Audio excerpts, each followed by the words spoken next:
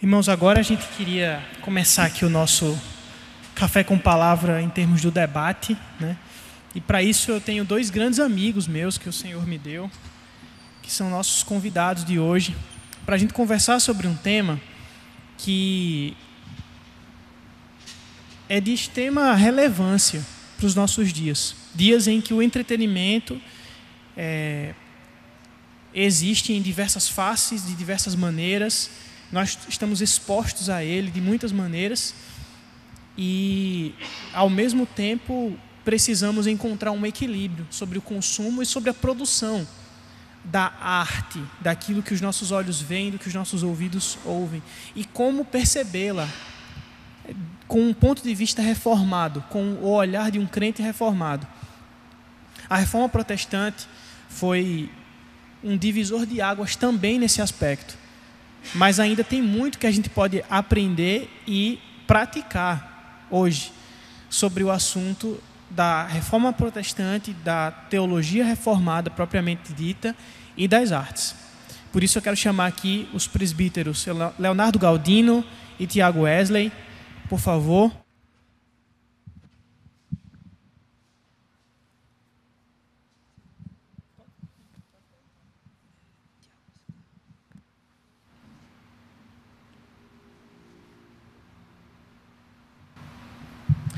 Irmãos, é um prazer tê-los aqui hoje para a gente conversar sobre esse tema que faz parte das nossas vidas, né?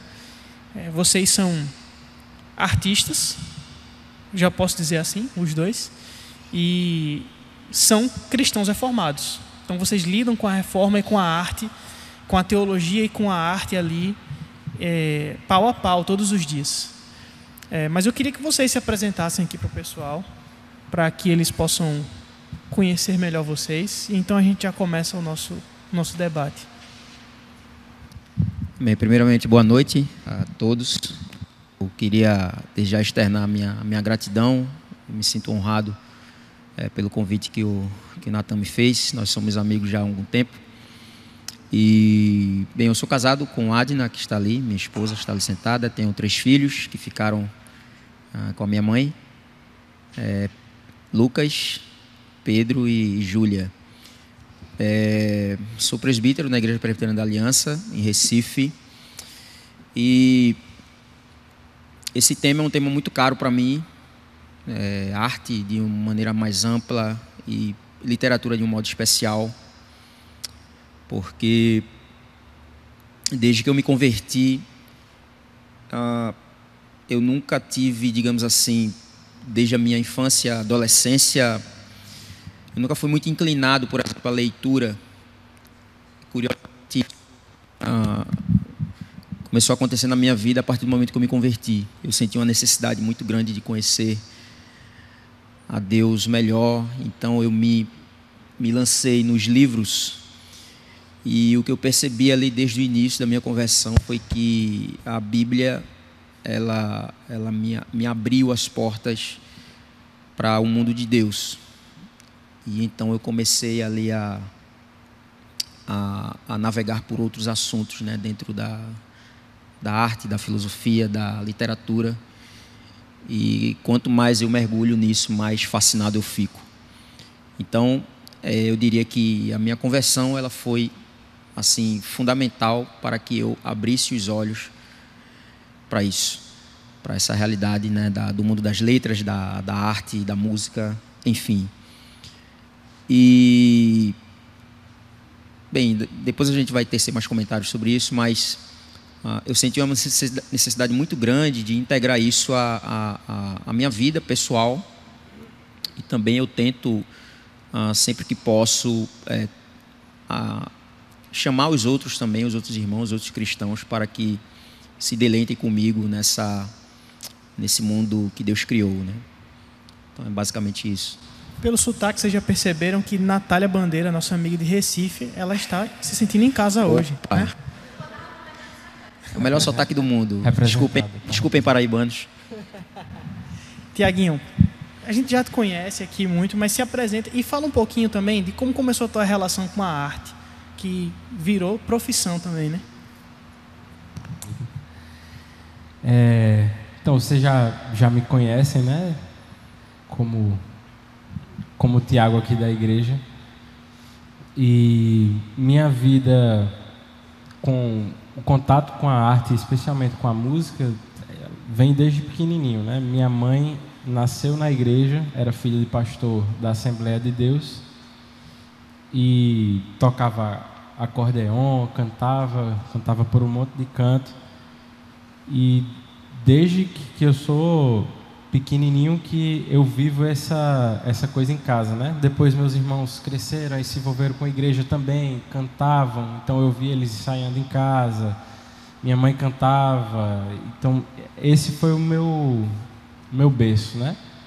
Eu cresci escutando música dentro de casa, meus irmãos gostavam de dividir vozes e tudo mais, então eu fui crescendo nesse ambiente até que na minha juventude eu não me via fazendo outra coisa que não música. Então, geralmente eu digo para o pessoal que é difícil escolher uma profissão, mas eu tenho que me esforçar para entender que para a pessoa é difícil escolher uma profissão, porque para mim nunca foi. Eu sempre tive em mente que eu queria ser músico. Eu não sabia muito bem como ia ser, né? Mas eu queria ser músico. E aí eu comecei além de aprender música na igreja, com todo esse contexto que a gente vive na igreja, de pequeno eu vivia numa igreja muito menor do que a nossa hoje, né, de membresia. Então eu comecei a aprender o violão, porque minha mãe começou a ter aula de violão, e aí eu comecei a ter curiosidade por aprender. Vi o violão em casa, queria tocar. Depois meu irmão começou a ter aula de teclado. Ele saía, dava vacilo, eu ia lá para o teclado, escutava o que ele tocava, e assim eu fui me formando. E depois veio a formação acadêmica, digamos assim, né? Foi quando eu realmente decidi. Uma pessoa investiu em mim, começou a me ensinar música. No começo era Alessandro, que me dava aula de música, que foi daqui da igreja também. Depois Eusébio, que foi quem trabalhou com música aqui antes de mim, me ajudou também. E aí eu entrei na universidade para fazer música. Na época eu só sabia que eu queria fazer música, eu queria viagem da minha cabeça, né? Eu queria tocar contrabaixo acústico, aí eu pensei, contrabaixo acústico acho que não vai dar dinheiro, vou tentar violoncelo, mas nunca tinha tocado um violoncelo na minha vida. E aí estava bem pertinho do vestibular, eu disse, não, vou fazer para canto, que é o mais fácil para eu entrar. Eu entro e depois eu começo a aprender e migro. Aí me apaixonei pelo canto e fiquei nessa área. Então essa foi minha formação, assim. Basicamente o que eu não queria fazer é o que eu faço hoje. Que eu amo fazer hoje. Muito legal. E nós, enquanto crentes, de um modo geral, temos uma relação muito íntima com as artes, os cristãos evangélicos, principalmente porque a música faz parte da nossa vida, né? No culto. Mas não somente a música, a gente lida com a literatura o tempo todo, todos os cultos. Com um sermão, por exemplo. Quando a gente lê a Bíblia, a gente lida com gêneros literários. E por aí vai, né? A gente lida com a arquitetura também. Mas dentro disso tudo, nós fazemos isso de um modo diferente dos católicos. Ou ligeiramente diferente, talvez. Talvez eles tenham se assemelhado a nós um pouco aí nas últimas décadas. Mas como é que foi que a reforma protestante influenciou a percepção da arte? Como é que ela trouxe uma nova perspectiva sobre a arte? Como é que ela impactou a produção artística da época e vem impactando ainda hoje? Bem, essa pergunta é muito interessante, porque quando nós pensamos em reforma protestante, geralmente a gente se detém muito mais ao aspecto do seu impacto dentro da teologia, né? O rompimento ali com a Igreja Católica. Mas a reforma ela foi um movimento muito amplo. E dentro da reforma nós podemos distinguir vários, digamos assim, várias escolas. A reforma inicia com Lutero, mas ela não para em Lutero. Na verdade, para sermos justos, a reforma luterana ela teve em comparação com a reforma calvinista, um impacto mais modesto dentro da cristandade, especialmente na Europa.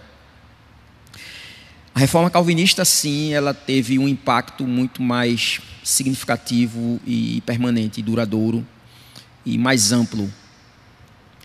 Começando, obviamente, com Calvino, mas é bom que se diga que Calvino ele não pensou sozinho nos temas que ele pensou. Ele herda toda uma tradição que remonta a Agostinho, na verdade.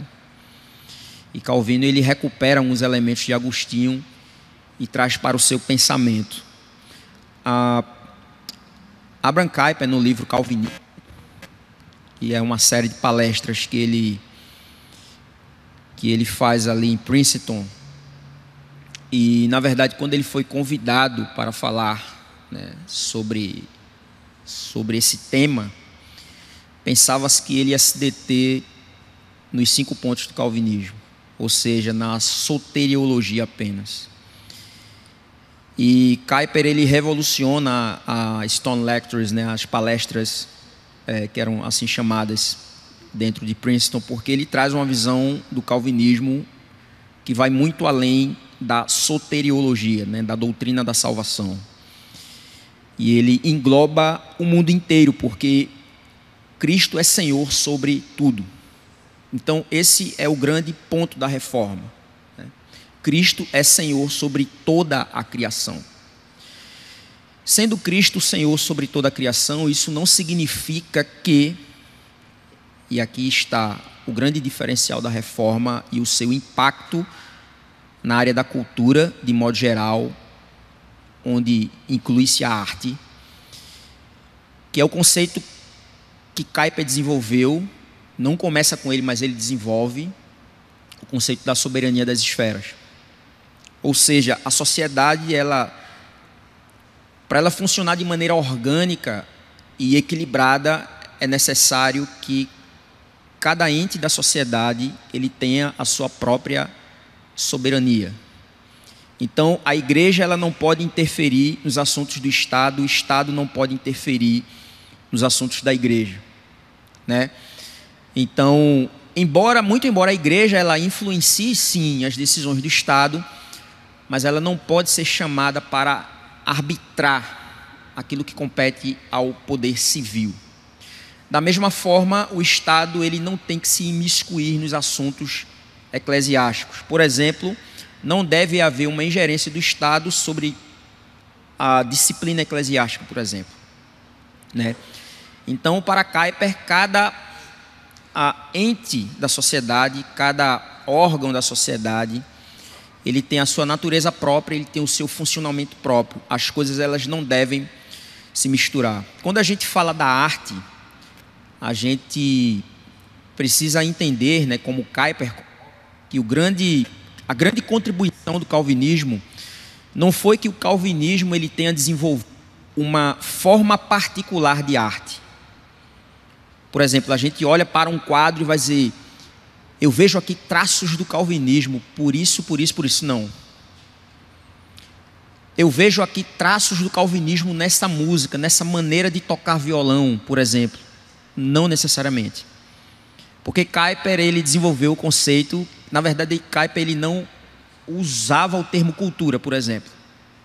Ele não gostava do termo cultura e ele substituiu esse termo por graça comum, né?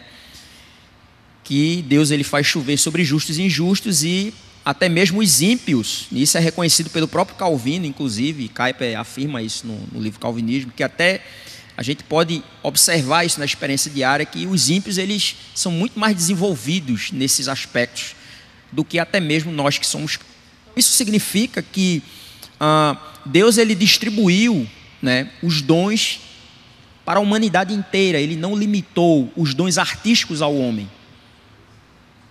Se você for lá para Gênesis, capítulo 4, a gente vai ver que o desenvolvimento da arte, aliás, o seu início, ele vai começar com a descendência de Caim.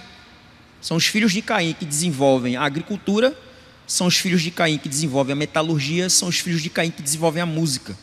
Não é a semente santa, E Calvino, quando vai comentar sobre esse assunto, em Gênesis 4, Calvino vai dizer, por exemplo, que Deus, ele fez isso para que a vida dos descendentes de Caim, embora eles fossem da semente de Satanás, mas para que a vida deles fosse menos miserável.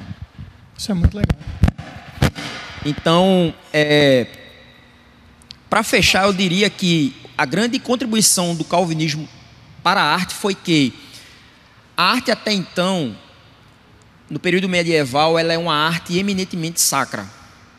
Então, tudo se voltava para o sagrado, o tema do sagrado.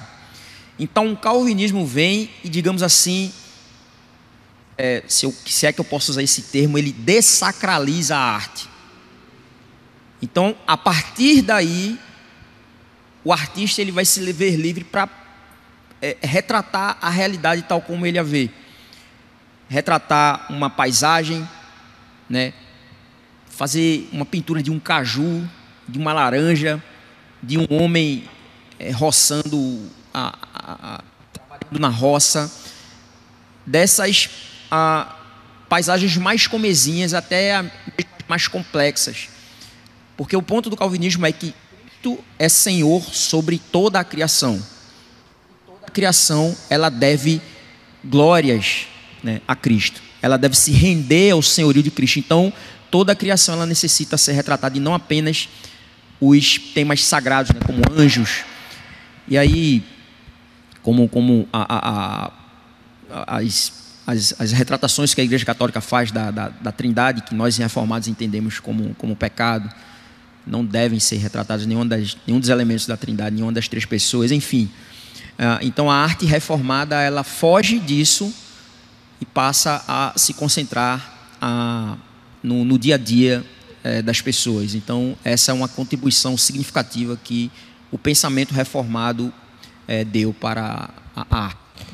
Muito bom. E Tiago, especificamente na área da música, a gente vê mudanças consideráveis também, né? De como, por exemplo, o próprio Lutero, que tinha um gosto particular por composição, trabalhou temas da reforma, temas teológicos, bíblicos, de um modo diferente do que vinha se fazendo, e como o próprio Calvino também inseriu o saltério ali no culto, e isso foi mudando a relação da igreja com a música, né, até hoje, né? É interessante dizer o seguinte: a arte, os grandes artistas, eles sempre estiveram onde estava o dinheiro. Então é importante contextualizar que na Idade Média o grande monopólio econômico, inclusive político, era a igreja. Então os grandes artistas eles estavam nas mãos, entre aspas, contratados por grandes mecenas, depois aí um pouquinho mais à frente no renascentismo, e grandes compositores, por exemplo, artistas plásticos, eles trabalhavam para a igreja. Então a arte ela sempre esteve em todo lugar, logicamente, né? Sempre houve a arte ali da rua, a sociedade ela sempre teve isso, mas é importante mencionar que os grandes compositores que são conhecidos hoje, eles trabalharam para a Igreja Católica. Então, os grandes compositores, os grandes músicos, os grandes corais foram feitos na Igreja Católica, ali no contexto da Idade Média.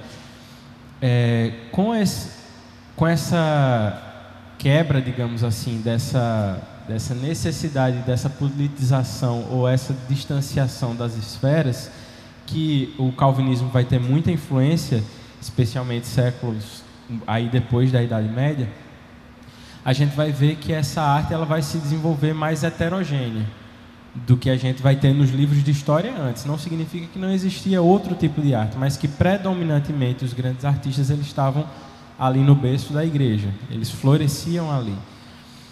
Então, com essa diferenciação, com essa influência do calvinismo, essa arte ela vai se desenvolver de forma mais heterogênea. O que a gente vai ver, por exemplo, a gente conhece hoje como pai da música Bach, Johann Sebastian Bach. Ele trabalhou para uma igreja luterana. E ele compunha quase que semanalmente para uma igreja luterana. Então, esse desenvolvimento artístico ele vai diferir um pouco das características da Idade Média. Existe uma diferença estilística do que se tinha na Idade Média, mas você vai ver ele desenvolvendo ali. E mais na frente, outros compositores. Handel, por exemplo, que é um outro compositor muito conhecido, ele também compunha para a igreja em alguns momentos. Então a gente vai ver essa influência da Reforma Protestante primeiro, né, nessa diferenciação. E aí, falando mais sobre Calvino, é importante mencionar que uma coisa que eu acho muito interessante é que Calvino se apropria de outras ideias de sua época ali, mas ele nunca faz isso sem adaptações. Foi uma coisa que a gente até já conversou em outros momentos. Calvino ele não vai pegar tudo que floresce ali na sua época e fazer sem reflexão. Sim. Ele vai adaptar para o que ele pensa, e esse pensamento ele vai ser desenvolvido com o tempo. Você vê, por exemplo, que Calvino escreve as Institutas, mas enfim, a gente vai ver esse desenvolvimento e a influência de Calvino. Então, para além da Reforma Protestante, se a gente afunila um pouquinho mais, a gente vai para o ambiente reformado ou calvinista, né?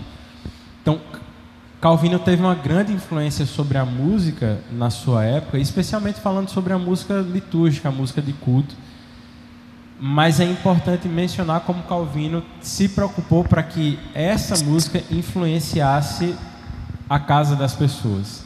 Uma coisa que eu sempre me preocupo é que sempre que a gente fala de contextualização, de arte, embora a gente pense, a gente precisa pensar na graça comum de Deus, que Deus distribui dons e talentos a ímpios e a crentes de verdade, mas é importante mencionar que a gente precisa ter uma dimensão da influência que nós temos. Muitas vezes a gente nessa coisa de contextualização, da busca por ser relevante na sociedade, a gente acaba muito mais absorvendo o que é de fora do que influenciando de dentro para fora. Então acho que algo significativo que Calvino fez, falando especialmente sobre a música litúrgica, era trabalhar para que essa música cristã ela também influenciasse as pessoas em suas casas. Lógico que o culto ele tem um caráter específico por ele mesmo, mas ainda assim essa influência é muito mais de dentro para fora. Então eu acho que isso é uma influência muito significativa que o calvinismo ele tem no pensamento ou no desenvolvimento da arte, né? Talvez depois a gente tenha ido para um extremo muito grande, mas é importante dizer que esse era o objetivo, né? Muito bom. E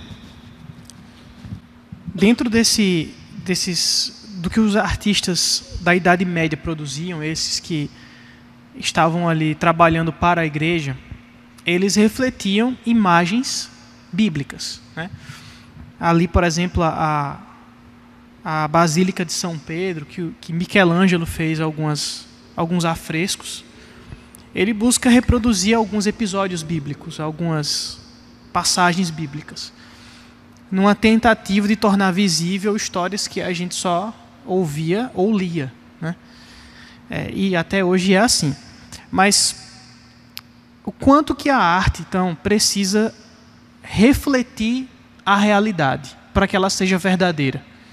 A gente, com base no que Calvino trabalha acerca disso, e depois Kuyper traz no Calvinismo, que inclusive é esse livro aqui, Calvinismo e a Arte, é um dos últimos capítulos do livro, que é justamente uma das palestras que ele dá. A arte ela deve estar firmada em 3 pilares, né? Sobre 3 pilares. A verdade, a beleza e a bondade. Mas a arte verdadeira, ela precisa refletir a realidade? Ou ela pode falar, por exemplo, de coisas ficcionais? Ela pode trabalhar temas fantasiosos enfim, que não necessariamente aconteceram, não são cronológicos ou não são biográficos, mas que tem alguma verdade. Para que a arte seja verdadeira, resumindo a pergunta, ela precisa ser uma reflexão da realidade ou não? Bem, respondendo de uma maneira bem objetiva e direta, não. Uma arte que se pareça demais com a realidade, ela não é arte. Se eu estou diante de um quadro e não sei dizer se esse quadro é uma fotografia ou foi feito à mão por alguém com um pincel, eu não estou diante de uma obra de arte, tá? Me perdoem aqueles que são os hiperrealistas. Mas é interessante quando a gente vai para o impressionismo, por exemplo, a escola impressionista de arte. O impressionismo ele foi uma reação contra justamente o surgimento das primeiras máquinas fotográficas. Então vendeu-se a ideia de que era necessário retratar a realidade de uma maneira exata. E aí o movimento impressionista ele foi essa reação contra essa exatidão, digamos, né, da realidade, tá? Não que a fotografia ela não seja uma forma de arte, né? A gente vê fotografias belíssimas, mas vejam que mesmo uma fotografia bem tirada, ela ainda é o olhar do fotógrafo. O fotógrafo ele escolhe um frame, ele escolhe um recorte da realidade, ele escolhe um momento, ele tira fotos em sequência e aquela foto que vai aparecer no jornal é o frame que o fotógrafo escolheu. É o clique exato, aquele tal do clique perfeito. Isso é sim uma forma de arte. Mas vejam, o que eu estou dizendo é que, por exemplo, hoje eu estive, por exemplo, lá no... Voltei, né, ali à Ponta dos Seixas, o Farol. Se eu me deparasse com um quadro exatamente igual e não conseguisse distinguir se era uma fotografia ou uma pintura, eu sinceramente eu teria dificuldade de dizer que é arte. Agora, se de repente, dentro daquela paisagem belíssima que é ali o mar, eu visse ali algo muito parecido com a fotografia, mas lá no cantinho tinha algo que destoasse assim, de uma maneira gritante, né? Algo que enfeiasse a paisagem. Né? E depois eu descobrisse que, na verdade, aquilo ali foi pintado à mão. Opa, eu tenho ali um olhar do artista, né, dizendo que a beleza ela convive com a feiura em algum aspecto. Né? Quer dizer, a realidade ela é beleza, mas também ela é criação, mas também é queda, entende? O tripé aí básico da cosmovisão reformada, né? Criação, queda e redenção. Então, eu acredito que a arte ela não deve, ou pelo menos não deveria ser um retrato fiel da realidade, o que não significa que, havendo as, aspas, distorções que ela promove, havendo os exageros próprios da arte, ela não retrate, por exemplo, a realidade de uma maneira fiel. Querem um exemplo? Tolkien, quando foi perguntado certa vez sobre se a sua obra, né, os mundos que ele criou, se ele acha que de fato aconteceram, né, todas aquelas histórias, a resposta dele foi: presume-se que aconteceram, né, as histórias, né? Quer dizer, uma resposta genial. Sempre que alguém me pergunta, poxa, indica um livro aí sobre a Segunda Guerra Mundial, né, sobre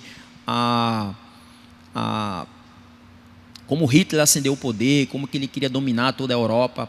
Poxa, leia Senhor dos Anéis. Não que Senhor dos Anéis seja uma alegoria da Segunda Guerra Mundial, mas é perfeitamente aplicável. E, sinceramente, eu prefiro muito mais ler 3, 4, 5 vezes, me saturar de Senhor dos Anéis para entender a dinâmica do poder, até onde o homem é capaz para chegar ao poder, do que simplesmente ler um livro de história e saber os detalhes de como realmente as coisas aconteceram. Se me permite um último exemplo, tem um filme que eu gosto muito, que ele brinca demais com isso, que é Peixe Grande e Suas Histórias Maravilhosas. Tim Burton, né? Tim Burton, melhor dizendo. Tim Duncan é do basquete, o astro do basquete, Spurs. Né? Que também jogava de uma maneira muito calvinista, mas vamos lá.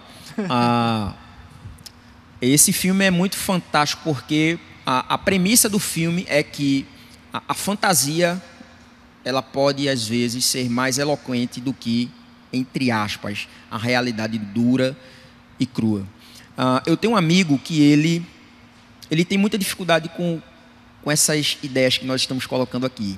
Ele é mais, digamos, cartesiano.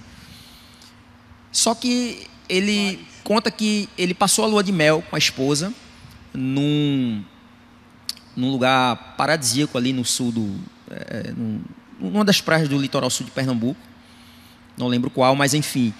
E ele estava recém-casado, passando a lua de mel com a sua esposa, e ele lembra que na pousada ele tinha um cavalo branco que ele viu o cavalo pastando e ele fazia um contraste assim com o azul do mar, e ele ficou encantadíssimo com esse cavalo. E aí eles voltaram para o Rio de Janeiro, que eles são do Rio, e aí chegou lá, ele fez a propaganda da pousada, né, para um casal, para um casal de amigos que estava prestes a se casar. E aí quando esse casal, quando esses noivos se casaram, eles foram passar a lua de mel exatamente nesse mesmo lugar que esse casal de amigos indicou. Só que eles voltaram decepcionados. Olha, você falou que tinha um cavalo assim, assim, mas olha aqui a foto que eu tirei dele. Cara, isso aqui é um pangaré, bicho, cheio de feridas, todo... E aí o cara, poxa, não é possível que seja o mesmo cavalo. Aí ele chamou a esposa, amor, vê se é o mesmo cavalo. Ela, amor, tá parecendo que é, infelizmente, eu acho que a gente se enganou. Aí, eu prefiro o cavalo da minha lembrança lá. Quer dizer, a premissa do filme do Peixe Grande, Sua História Maravilhosa, é exatamente essa, né? A percepção da realidade, né? Vejam como muda. Era o mesmo cavalo, mas na percepção de um casal apaixonado, né, como ele, a percepção foi de um, sei lá, o cavalo que São Jorge montava, né? E aí eu costumo dizer que ele pegou a espada da sua imaginação e cravou sobre o dragão da realidade que o seu amigo lhe trouxe. Então, tudo isso para dizer que, né, a arte, para que seja arte, ela precisa levemente distorcer a realidade, exagerar algum ponto da realidade, porque senão ela será uma mera notícia de jornal. Eu acho interessante porque eu até estava vendo essa semana uma pessoa dizendo que era muito... A arte ela é muito subjetiva, né? Então, o que me toca como arte não é o que necessariamente toca minha esposa. Minha esposa, ela precisa de uma coisa que seja, tipo, amarrada. Tipo, uma poesia para ela só faz sentido se o verso estiver ligado com o outro e as coisas estiverem plenamente... Se você tiver versos assim que jogam coisas diferentes, isso na cabeça dela já funciona de um jeito diferente. Já eu sou mais bagunçado, então eu não ligo, eu acho bonito, acho interessante e tal. Então, a arte, ela tem essa capacidade de nos tocar de formas diferentes. E ela é muito subjetiva, né? O que eu acho interessante é que a arte, ela tem essa tendência de nos levar para o que é transcendente,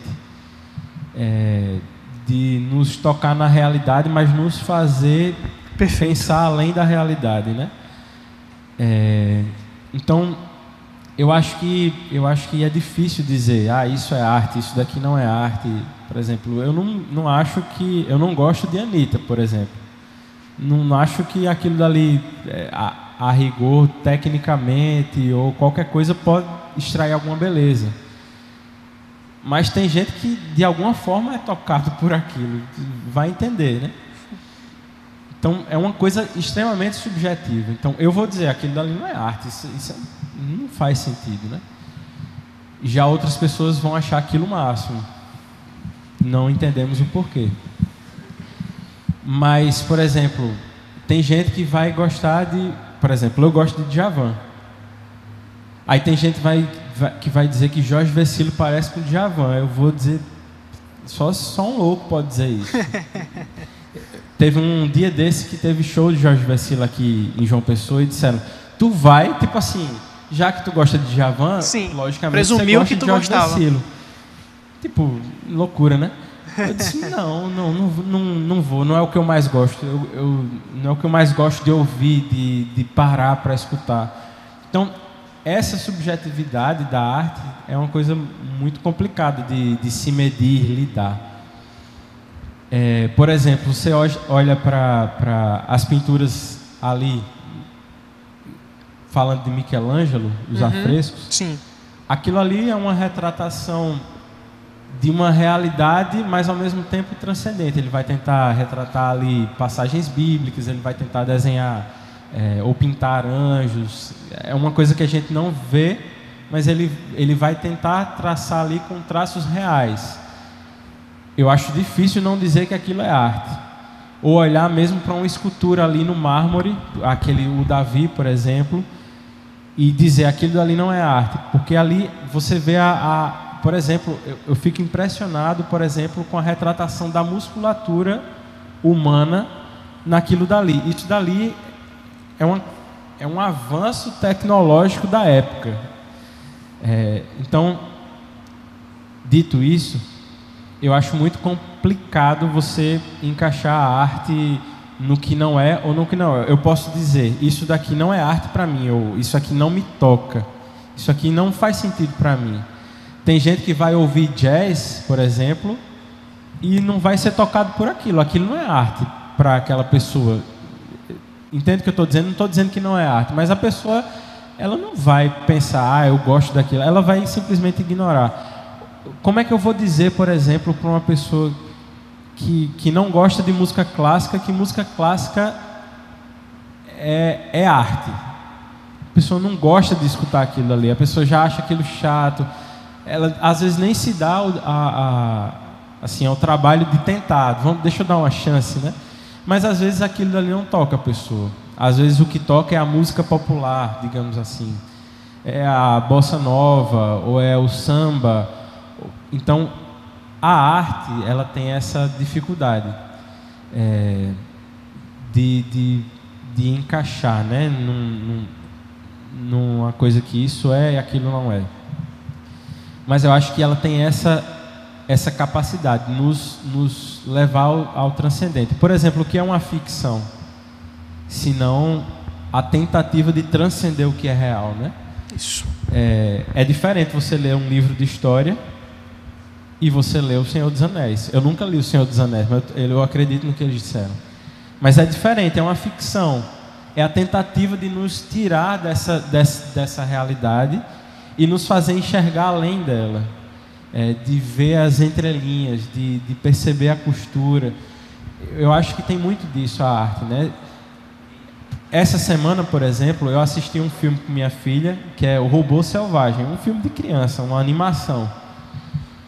Mas em um determinado momento ali, eu me peguei preso ali no filme da minha filha, e eu tenho essa capacidade mesmo, a Aline sabe, minha esposa.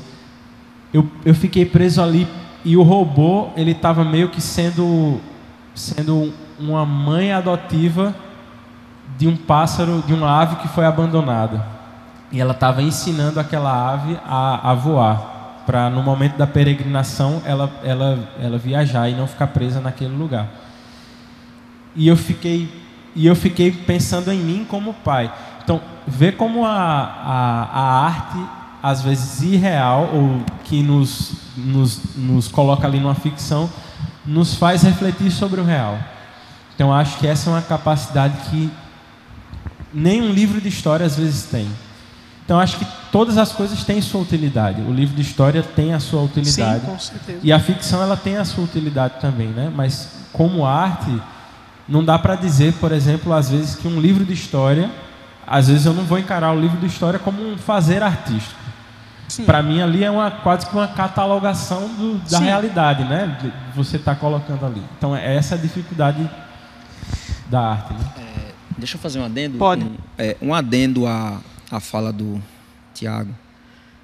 É que essa questão da retratação do sagrado, né? Os reformadores, de modo geral, eles eram iconoclastas, especialmente de Calvino para frente, os puritanos, etc. E aí o ponto é que quando eu retrato as realidades transcendentes, e a Igreja Católica ela fazia isso como uma forma de... Era como... A arte era como se fosse um amuleto, como se fosse um auxílio para os ignorantes entenderem melhor. Eu privo o crente da imaginação. Então, o grande ponto da iconoclastia é esse. Então, se a Bíblia faz certas descrições que apelam à minha imaginação e chega alguém e simplesmente retrata, eu não preciso me esforçar mais, sabe? Então, uma das grandes contribuições também do calvinismo nesse sentido, para as artes, para a literatura, é somente descrever e deixar que o leitor imagine como é a cena, né? Como é a cena. Tolkien, ele era muito reticente, inclusive. Tolkien, ele chegou a dizer, salvo engano, que seus livros seriam impossíveis de serem filmados, né? Peter Jackson provou o contrário. Mas quem leu Senhor dos Anéis antes de ver os filmes imaginava os hobbits de uma maneira, e de repente, quando viram o filme, talvez se decepcionaram um pouco, mas muitos vão ficar com o primeiro amor, vão ficar com a imagem deles, a imagem que eles tinham na mente antes. Então, de certa forma, a imagem, o surgimento da imagem, da indústria da imagem, ela vai privar a gente um pouco da imaginação, né? Um autor que vai trabalhar isso muito bem, falando sobre mídia, é o Tony Hayek, no livro... Tem um livro que ele escreveu sobre smartphones, como... 12 formas que o celular está transformando você. Isso, 12 você. formas como o celular, o smartphone está transformando você, mas tem um outro que ele escreve sobre alguma coisa, A Guerra dos Espetáculos. É um livro mais curtinho, mas ele vai falar justamente sobre essa ascensão da imagem, os primeiros jornais que estamparam imagem, e aí o texto encurta, sabe? Então vejam, a nossa grande guerra como reformados é a guerra pela palavra, né? Nós somos o povo da palavra. Então, menos imagem e mais texto e mais palavra aguça mais a imaginação, vai fazer com que você trabalhe melhor a sua maneira de enxergar a realidade a partir do texto, a partir da palavra, né? Com menos imagem nesse sentido. Então essa é também uma grande contribuição da reforma. Muito bom. A gente vai dar uma pequena pausa agora para a gente tomar um cafezinho ali, comer um bolinho, e a gente já volta falando sobre essa transcendência que a arte nos leva, né? Sobre como ela nos leva para além daquilo que nós vemos e que é necessariamente algo importante para um crente, né? Ir além do que aquele que ele vê, crer é exatamente isso. Então a gente vai dar essa pausa e já volta com isso, 10 minutinhos, a gente vai ali, toma um cafezinho e já volta, tá bom? Vamos lá?